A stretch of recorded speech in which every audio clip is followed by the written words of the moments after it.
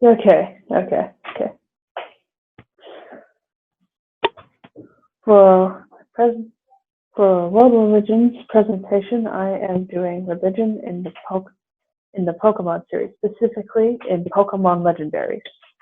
Pokemon Legendaries can be best described as the gods of the in-universe game. They are actually described as said gods. The only difference between our real-life religions and the Pokemon's religions is one, their gods seem to be very physically involved, and two, 10-year-olds can capture them and tame them. Now, pretty much every religion that's ever existed and is under the sun appears in the Pokemon game, like Buddhist, Taoism, and Christianity, so on. But these are the three religions that appear the most.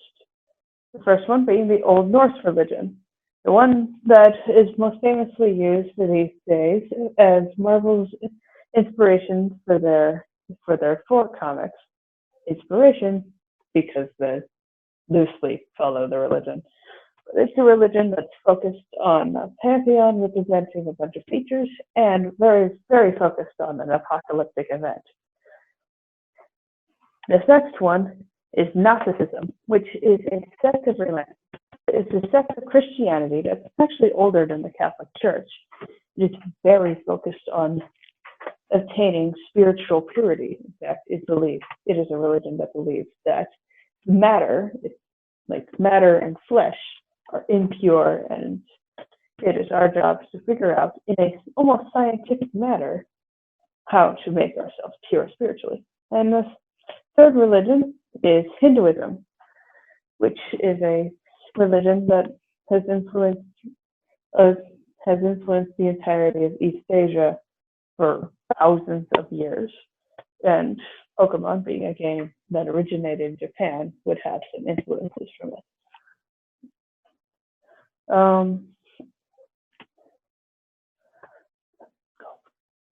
Right. How these religions appear in Pokemon is just all the other religions too, is that they appear in their design, their lore and their roles in the story, how they appear in the story and where exactly they show up, their powers, what they can do, and they correspond with the themes of the region that they come from, as Pokemon games often have each generation of Pokemon often have a different theme or moral that they are trying to teach the players. Now, onto the most Gnostic pair. We have Generations 8, Solgaleo, the lion, and Lunala, the bat. They are representative of the sun and the moon, masculine and feminine, and physical and spiritual, respectively. They're the most Gnostic. They're some of the more Gnostic inspired creatures, as they are more or less Aeons. There are other Aeon Pokemon, but these ones are the most on the nose, as they are the sun and the moon, which in Gnosticism were two beings that were masculine and feminine. Solgaleo takes it a bit further, and he also is the alchemical lion eating the sun. Now that actually represented a certain chemical, an acid that was meant to take all matter and melt away all impurities from it. Often that would result in gold, as gold was the second most spiritually a significant metal. Next, the highest and godliest metal being platinum. Pairs often appear in Pokemon, but the reason why it comes from a Gnostic idea is because Aeons were spiritual beings emanated from God in pairs, and they represented different things in pairs. They were contraries, and they were basically kind of like the same, like coins, different sides, same coin. And the idea seems to have spawned from the existence of two sexes. Then the second most common thing to appear in Pokemon are trinities, which is a very Christian thing, but also trinities appear in a lot of religions. Now, these three, Reshiram, the white dragon, Zekrom, the black dragon, and Kiram, the ice dragon, they are the most loaded in terms of design and what they represent. They are truth, ideals, and rationality, or the political right, political left, and center, if you want to go with that, because the region they come from was all about politics. Generation 5 was about that. They also represent sulfur, mercury, and salt, which in alchemy, which is the science of Gnosticism, kind of, those were the elements required to create a human soul. And that is represented nicely in the diagram on the right. Those are the two essentials that need to have the third element, salt, added to them to fully create the original dragon, the dragon that represents the soul. That is also a thing that appears in their lore. There used to be one dragon. Now they are three. And with Kirin, the salt, the dragon of salt, the dragon kind of representing salt, they will become one. On the more eastern side of things, they also represent yin, yang, and wuji. Wuji being the concept of nothingness, and that is what Kirin is. Wuji is also described as something cold. But also for the design. For their powers, they also represent the triangle of offensive magic, fire, lightning, ice. And just to wrap it all up, because they are also designed on power generators, they also represent the stages of nuclear energy, the fire needed to boil the water, the electricity it generates, and the cooling process. Now, next up in the Norse camp of Pokemon is Ragnarok. Now, Ragnarok is the apocalyptic event in Norse mythology. It is one of the most important events because it has a billion things that herald it. One of the things that heralds Ragnarok are the wolves Skull and Hati, which is where Zacian and Zamazenta. Zacian is the one with the sword, Zamazenta is the shield. That's where they primarily get their design from. They are two wolves, and each hold powers representative of the celestial bodies they are chasing.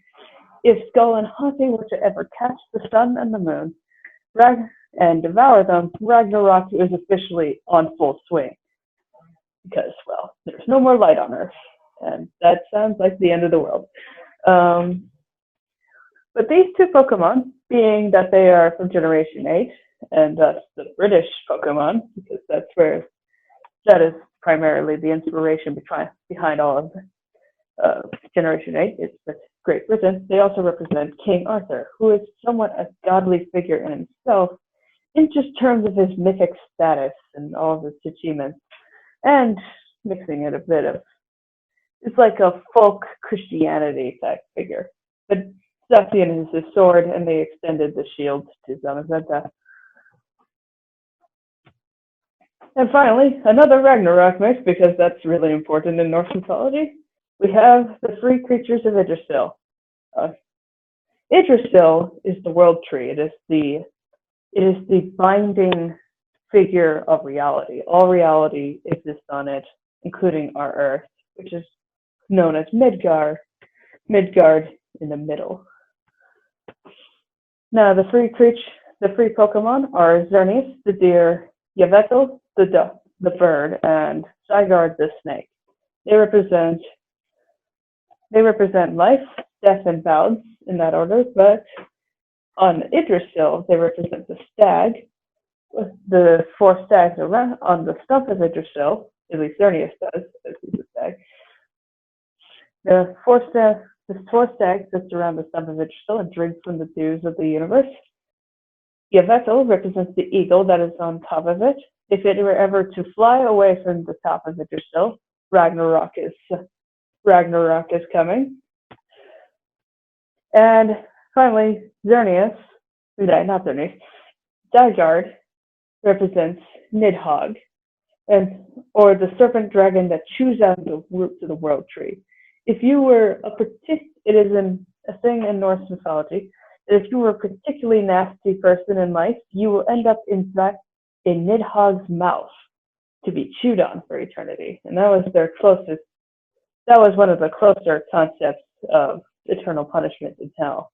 Although it wouldn't last forever because it would obviously stop as soon as Nidhogg chewed through the roots of the world tree and summoned and started Ragnarok. There's a ton of parallels for Ragnarok. But these three also are interesting as they best bring in Hinduism. Now, Hinduism is present in all of these creatures because in Hinduism, all gods are technically just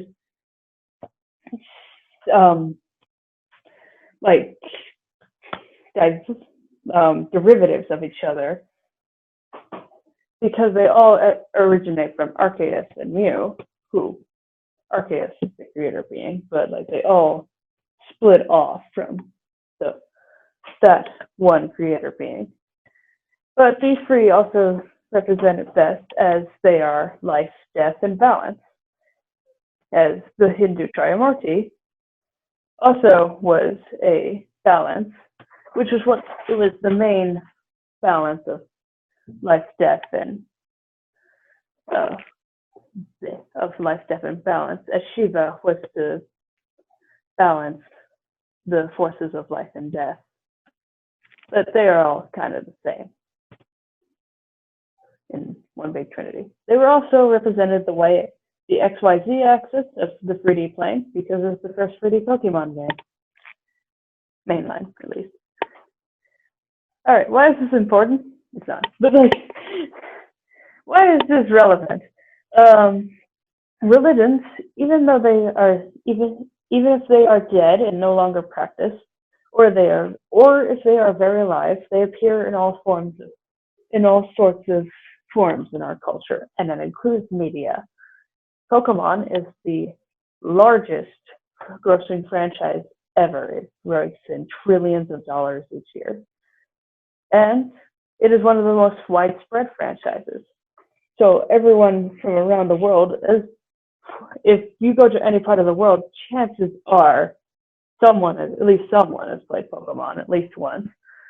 So I believe that a contributing factor to this success is because Pokemon pulls from all sorts of religions and concepts from around the world. There's something familiar to everyone in it. They at least find something familiar to everyone in these creatures and in the messages in their powers and their messages that they tend to say that they're trying to portray. So, yeah. And also another thing is that Gnosticism, though it's not a particularly well-known, well-practiced religion, it's a religion that appears in fantasy constantly. If there is magic in fantasy, especially in the case Sensi, if it's from Japan, there's probably a Gnostic origin to it, especially when it comes to magical things. And how this mainly appears in the form of alchemy and changing metals or fake shapes of things and chimeras and all that. But Gnosticism is very much alive in the realm of fantasy, and it's alive in the realm of Pokemon. So, yeah. All the sources. What do you think?